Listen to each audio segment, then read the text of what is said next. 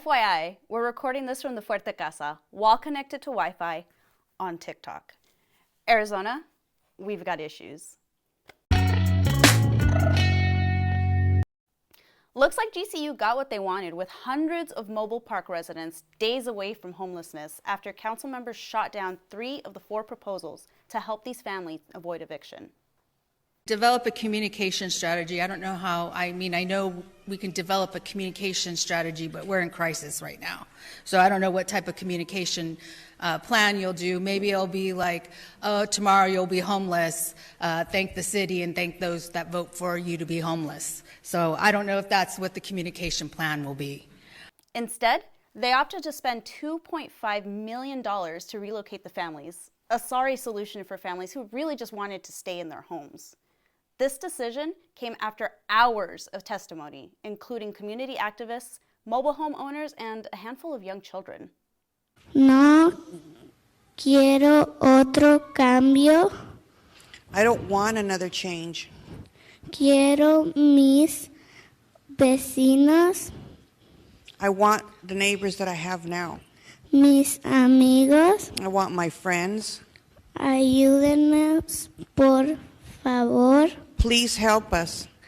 The 3 proposals that did not pass included a zoning change, an 18-month development moratorium, and a study of mobile home parks through the city.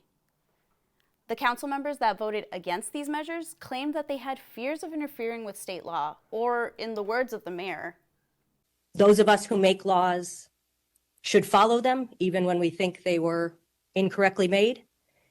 And it's just misleading for us to tell people that we can ignore the law.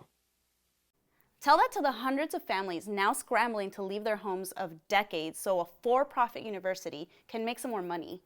We're really seeing Mayor Gallego become the local version of cinema. Issues like housing are messy and tangled. What should be our priority is the lives and safety of families trying to keep their homes, not a wealthy corporation buying up land just to grow their bottom line. Housing is a human right. At the legislature, HB 2242 is pushing a complete gut of any funding for the Housing Trust Fund.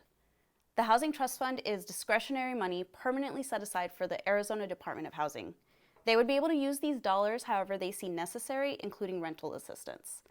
Think of it as a savings account for moving costs, rent, or buying a house. As of now, there is no money in the Housing Trust Fund, but this bill would remove one of the few methods to get dollars into this account. We're pushing for money to go into the Housing Trust Fund in a few different ways this cycle, but this bill removes one of the possible income streams and one of the few ways to use our tax dollars toward helping tenants. It would almost guarantee that this fund stays defunded. This week, the Senate Elections Committee got heated again after a speaker reminded them that many of the anti-voting bills being pushed by Republicans are rooted in conspiracy theories. Senator Borelli raised his voice and called for a point of order, but not before Senator Mendez interjected by stating that the speaker does not have to abide by the rule against using the word conspiracy theory in the committees set by the chair. Borelli apparently could not handle the heat. Come in here every dadgum week and make that broad statement and impugn everybody that had the audacity. No, Madam Chair. Excuse me. Hang on. To impugn members of this body. This is on brand for the elections committees as they continue to bully speakers and deny that they're writing laws to accommodate the big lie. Update from last week, the Voter Privacy Violation Act, also known as the Ballot Images Bill, is still moving through the legislature.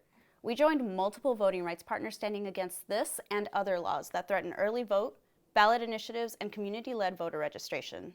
You can read our full statement on Instagram. Make sure to check out the Funky Latinas Music Festival tomorrow, March 25th. If you haven't gotten your tickets yet, make sure you get them ASAP. Next week on Wednesday, March 29th, we will be having our Meet Your Team open house where you can learn more about our organization. Then, make sure to RSVP for our first free game of the year, April 6th, with muralist Lucinda Hinojos. Lucinda will be guiding us through a creative roadmap and to step up your game as a working artist and talk through her journey as a professional muralist. Thank you for watching Season 4, Episode 5 of We've Got Issues, a Fuerte Network production. Shout out to the People First Economy and the Voting Rights Coalition for the research and their expertise.